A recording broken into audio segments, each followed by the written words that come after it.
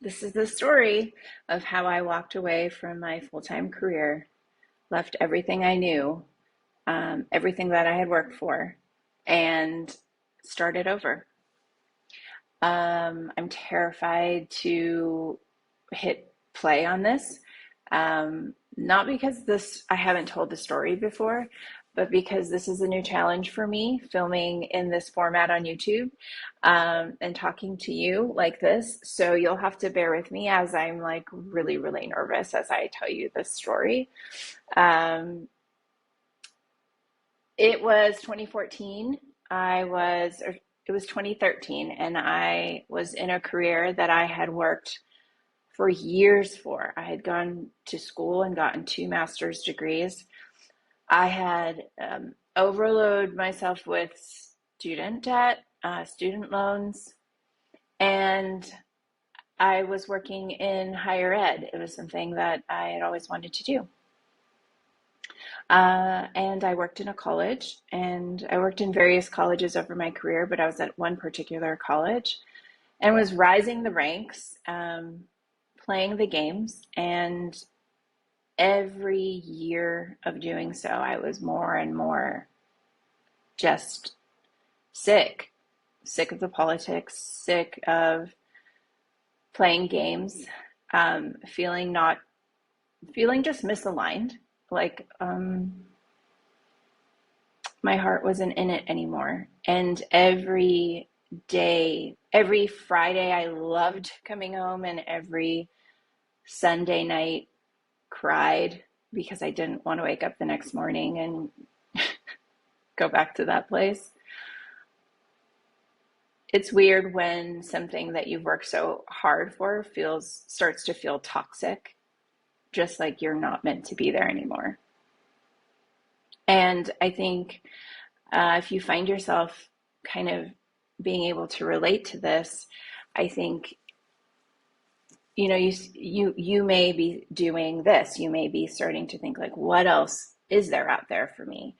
If I quit this, if I stopped this, then what? And in absence of that answer, you just stay and you just go, well, I don't know what else I would do. And I've invested so much in this career or this particular role. How do I leave that and start over or go into the unknown? And so that was me. And for many years, I sat with that question and just sat in the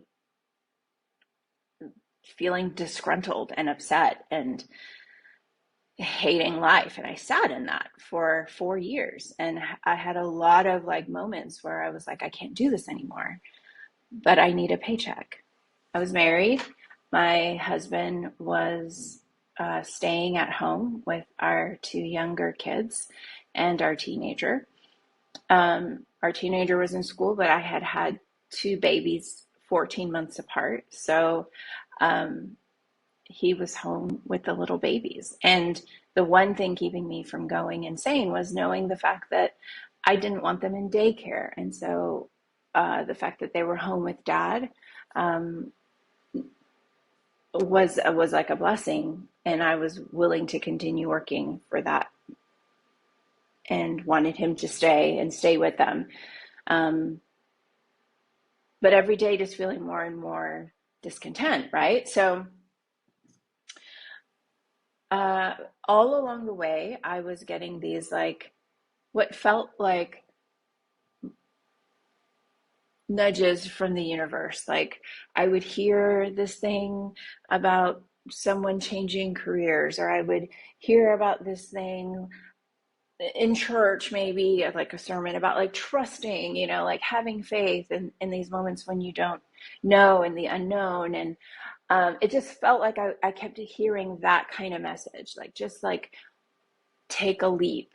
And I stayed for 4 years listening to those, but going like, that's interesting, but what do I do?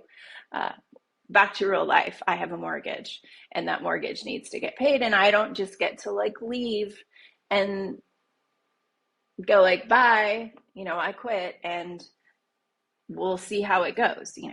3 kids at home, a husband, a mortgage. I had to, we needed to eat. That was very important. Healthcare was super important. And I just was unwilling to be irresponsible and just like chuck life because I didn't like my job. So I ended up getting to a point in all of that where the idea of staying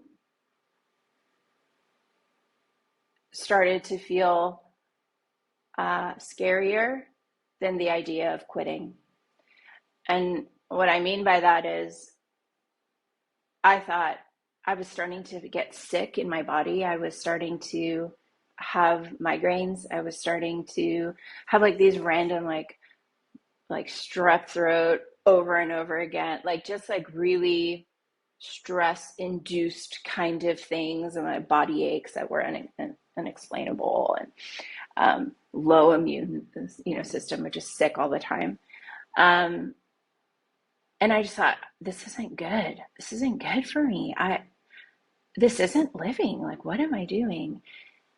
And I would be happier, I think, working at Walmart and my husband and I swapping shifts at Walmart and really like working with so much less money than to do one more month of this, one more year of it. So it was like the pain got bigger than the scariness of the unknown. And I think that's really key. It's when the pain of staying feels worse than leaping and going like, surely something else has to be better. Anything else has to be better than this.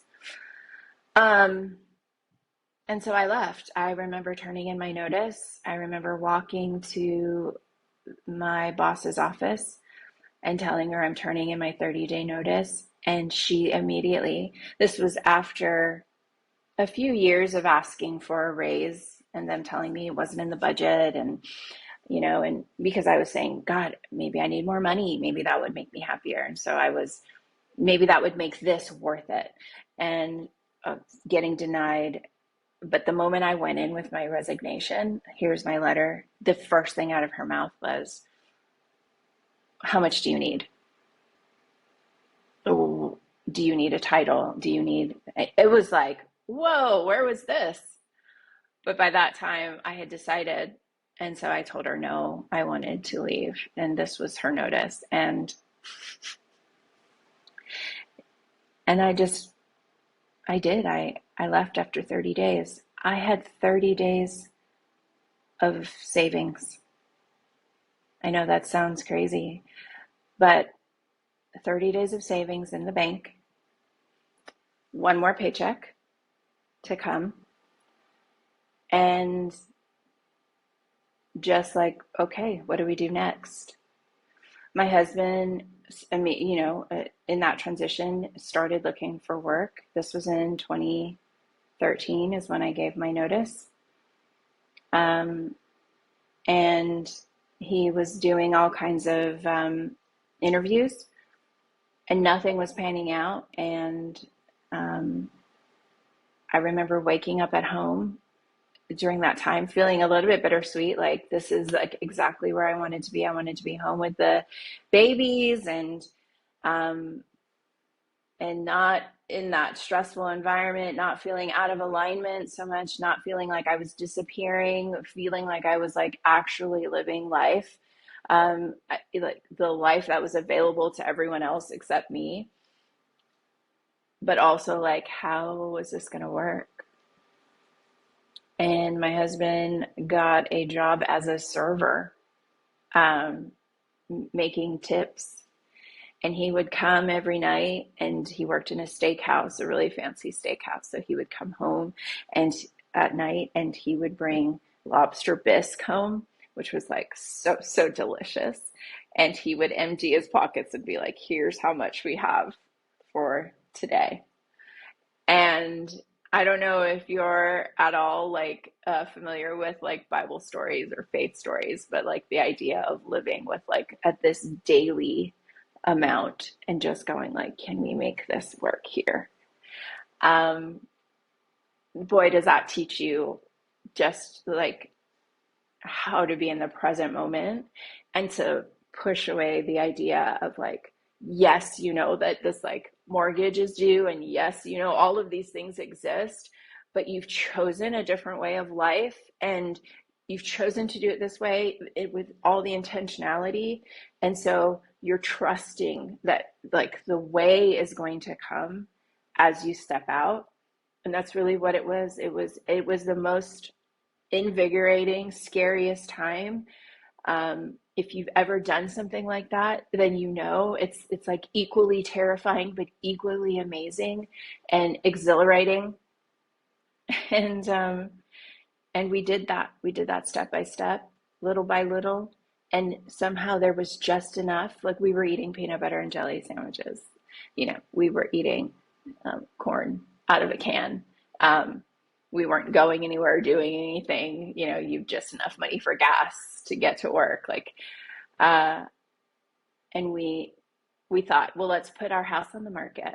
Let's do that, and let's see if we downsize. Like, we're open to downsizing, to doing what we need to do to choose this way of life, which is me staying home with the kids, and him working full time, um, and then like crafting a life that we love instead of being handed a life and then told to make the best of it. So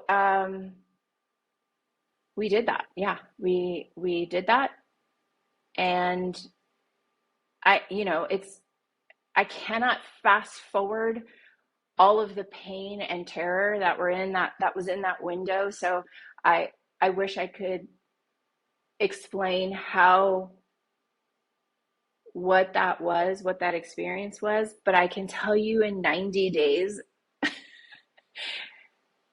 things had progressed, happened. He was in places, he applied for things, he met people that led him to this person. And in 90 days, he had gotten a job that not only replaced my salary, but he was making more than what I was making. And I say that not to tie this pretty bow on a story and to say everything works out in the end, because sometimes it doesn't, and you have these curves, and it could have gone all kinds of ways. But the point that I want to bring home to you is that it does work in that you make it work. You adjust and form and fit, and you fill a life that you choose. And anybody that's made a leap will tell you they didn't always know what would happen, but in the only thing they knew was that they had to make the choice to make the leap, and in that leap the path is revealed.